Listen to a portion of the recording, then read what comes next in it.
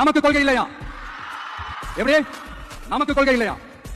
பிறப்புக்கும் எல்லா உயிருக்கும்னு ஒரு அடிப்படை கோட்பாட்டை நம்ம கட்சியினுடைய ஒரு முக்கிய கோட்பாட்டை அறிவிச்ச நமக்கு கொள்கை இல்லையா? தமிழக வெற்றி கழகம் தலைவர் விஜய் இப்போதான் வந்து கொள்கைனா என்ன அப்படின்னு ஒரு 10% கத்துன்னு வந்து பேசுறாரு.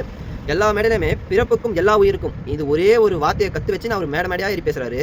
ஃபர்ஸ்ட் கொள்கைனா என்னன்னு தெரிஞ்சுக்கோங்க. இப்போ நாம் தமிழர் கட்சிக்கு வந்து தமிழ் தேசியம் அது ஒரு கொள்கை. தமிழ்நாட்டில் இருபெரும் திராவிட கட்சிகள் இருக்கு. அவங்க வந்து திராவிடத்தை ஒரு கொள்கையா எடுத்திருக்காங்க.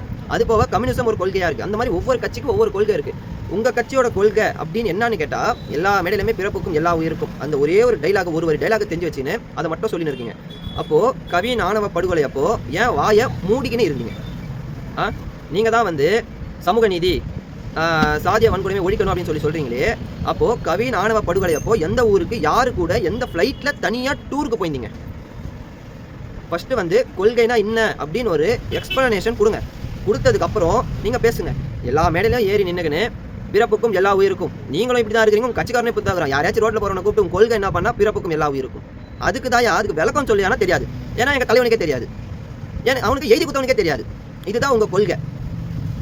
இந்த மாதிரி கொள்கை வச்சுக்கிட்டு 2026 இவர் வந்து டைரக்டா வந்து சிஎம் சீட்ல உட்காருவாரா? நாங்கள்லாம் அதை வந்து வேடிக்கை பார்த்துன்னு இருக்கணுமா?